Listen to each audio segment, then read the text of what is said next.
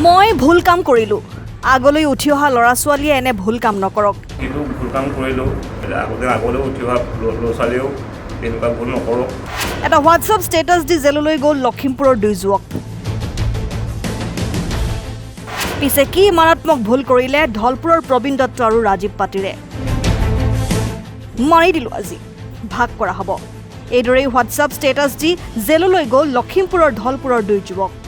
ধলপুৰৰ বনপুৰ জামুগুৰিৰ 2 যুৱক প্ৰবীণ দত্ত আৰু ৰাজীৱ পাটিৰে দেওবাৰে দুষ্প্ৰাপ্য প্ৰজাতিৰ গুই হত্যা কৰি গুইৰ ফটোসহ হোৱাটছআপত ষ্টেটাছ দিছিল। ইয়াৰ পাছতেই বন বিভাগৰ ৰোষত পৰে যুৱক 2জন। বিপুৰীয়া খণ্ড বন বিষয়া গোপী চেত্ৰীয়ে ধলপুৰ আৰক্ষীৰ সহযোগত মৃত গুইসহ আটক কৰে যুৱক 2জনক। ইতিমধ্যে বন্যপ্ৰাণী সংৰক্ষণ আইন 1972ৰ অধীনত গুই হত্যাকাৰী যুৱকদ্বয়ক গ্ৰেপ্তাৰ কৰি আজি ন্যায়িক জিম্মালৈ প্ৰেৰণ কৰিছে। গুই হত্যা কৰি জেললৈ যোৱা যুৱক 2জনে তেওঁলোকে কৰাৰ দৰে অপৰাধ কোনেও যাতে নকৰে তাৰ প্ৰতি নৱ প্ৰজন্মক আহ্বান জনায়। কিন্তু ভুল কাম কৰিলোঁ, মাৰিব নালাগিছিলে। তাকে আগলৈ উঠি অহা ল'ৰা ছোৱালীয়েও তেনেকুৱা ভুল নকৰক, তাকে আহ্বান জনাইছোঁ আৰু চবলৈকে। আমাৰতো ভুল হৈ গ'ল, ফিল্টাৰ মাৰিলোঁ, পৰিলে নমৰিলে, পুখুৰীত পালেগে। পুখুৰীত গৈ পেলাই আকৌ আৰু এটা লগাই গৈ পুখুৰীতে মাৰি দিলে, তেতিয়াহে মৰিছে। মই নাছিলে। খাবলৈ পালা নেকি? নাই, খোৱা নাই।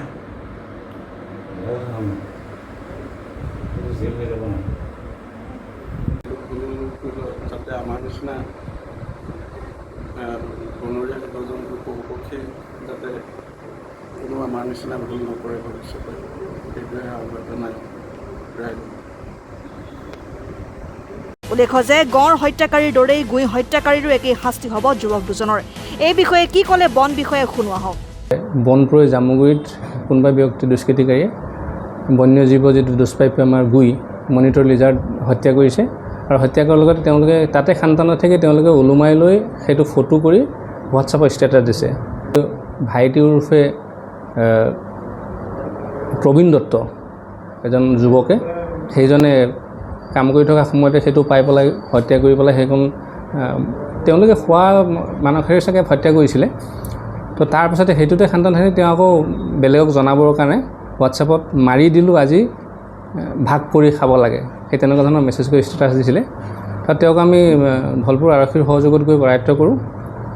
তেওঁৰ কথাৰ ভিত্তিতে তেওঁৰ সহযোগী এজন, সেইজন হৈছে ৰাজীৱ পাটিৰ, তেওঁকো আমি কৰায়ত্ব কৰিবলৈ সক্ষম হওঁ আৰু ইতিমধ্যে তেওঁলোকক আমি লৈ আহিছোঁ। যিহেতু দুষ্প্ৰাপ্য গুই প্ৰজাতিটো আমাৰ বন্যপ্ৰাণী সংৰক্ষণ আইন 1972ৰ আধাৰত Schedule 1 স্পেচিছ হয়। তো গড় হত্যা কৰা আৰু গুই হত্যা কৰাৰ প্ৰায় সমানে অপৰাধ, গতিকে তেখেতক এতিয়া আমি সেই আইনৰ আধাৰত গ্ৰেপ্তাৰ কৰি আমি আমাৰ লখিমপুৰ CJM কোৰ্টলৈ আমি আগবঢ়াব বিচাৰিছোঁ। আৰু ইয়াৰ লগতে আমি আমাৰ বিহপুৰীয়া আমাৰ খণ্ড উন্নয়ন কাৰ্যালয়ৰ অধীনস্থ সকলো ৰাইজকে লগতে অসমবাসী ৰাইজকে এটা আহ্বান জনাব বিচাৰোঁ। যিহেতু বন্যজীৱ তেওঁলোকৰ নিজস্ব বাসস্থানত ঘূৰি থাকে, তেওঁলোকৰ লগত আমি সহবাস কৰি থাকিব লাগে আৰু তেওঁলোক কোনো অন্যায় অনীতি কৰিব নালাগে। তেনেধৰণৰ মৰা বা খেদা বা জোকোৱা এনেকুৱা কাৰ্য কৰিব নালাগে। সেইবুলি মই সকলো বিহপুৰীয়াবাসীকে কওঁ যে ভৱিষ্যতলৈ গুই বান্দৰ যিকোনো জীৱ জন্তু হওক তেওঁলোকৰ নিজৰ ইচ্ছাৰে চলিব ফুৰিব দিব লাগে।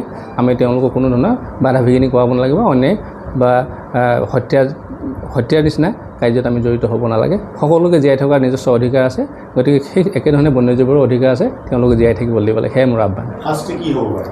ইয়াৰ শাস্তি যিহেতু গড়ৰ লগত একেই আমি Schedule 1ত ধৰোঁ, যিহেতু এইটো 3 বছৰ 7 বছৰ, যদি আমি 7 বছৰ ওপৰলৈকে শাস্তি হ'ব আৰু জৰিমনাও আছে ইয়াতে। গতিকে এতিয়া উল্লেখ্য যে মাংসৰ লোভত বন্য জীৱ জন্তু হত্যা কৰি অহা দুষ্কৃতিকাৰীৰ বিৰুদ্ধে বিপুৰীয়াৰ বন বিভাগে গ্ৰহণ কৰা এনে ভূমিকাৰ শলাগ লৈছে বিপুৰীয়াৰ প্ৰকৃতিপ্ৰেমীসকলে। News desk report, Lakhimpur live. লখিমপুৰৰ কেবি ৰোডত অৱস্থিত সফটেক সলিউশ্যন এখন বিশ্বাসযোগ্য কম্পিউটাৰ প্ৰশিক্ষণ কেন্দ্ৰ। ইয়াত বিভিন্ন ধৰণৰ আধুনিক কোৰ্চ উপলব্ধ আছে, যেনে PGDCA, Tally plus, GST, ADCA, DCA, GST, AI, video' editing, practitioner course আৰু এডভান্স কম্পিউটাৰ ছায়েন্স। ইয়াত অভিজ্ঞ শিক্ষকৰ দ্বাৰা শিক্ষাৰ্থীসকলক শিক্ষা প্ৰদান কৰা হয়। টেলি, GST আৰু প্ৰেক্টিচনাৰ কোৰ্চত জব এছিউৰেঞ্চ দিয়াৰ লগতে পাঠ্যক্ৰম সম্পূৰ্ণ হোৱাৰ পিছত প্ৰেক্টিকেল ট্ৰেইনিং দিয়া হয়। কণ্ট্ৰেক্টাৰ্ছ আৰু অন্যান্যৰ বাবে ডিজিটেল ছিগনেচাৰ বনোৱা হয়। লগতে AI advance artificial intelligence including 3D cartoon animation সম্পৰ্কীয় নতুনকৈ নামভৰ্তি চলি আছে। ক্লাছ 9, 10, 11, 12ৰ বাবে এডভান্স কম্পিউটাৰ ছায়েন্সৰ টিউচন লোৱা হয়। অধিক তথ্যৰ বাবে যোগাযোগ কৰক 7002703324 আৰু 9854189955